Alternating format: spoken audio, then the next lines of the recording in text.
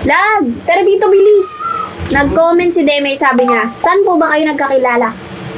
Oh, kwento mo. Saan nga ba tayo nagkakilala? Nag-scroll lang ako sa TikTok tapos nakita ko yung video mo. Tapos, crush mo na ako agad. Hello? Baka ikaw. Minention lang ito sa comments para mapansin mo yung gawa ko. Gusto ko lang mapansin. Kaya sabi ko, hi, sana mapansin mo. Ako, kasi crush na crush kita. Yon yung sabi mo. Hindi. Ganito kasi yan. Nag-reply ka sa comment ko, sabi mo, Gusto ko rin ng ganyang jowa. Hindi. Yun lang yun. Lo, ikaw nga ako nang nag-chat sa akin eh. Nagandahan ako sa gawa mo Oo. Gusto ko lang makipag-collab. Baka collab.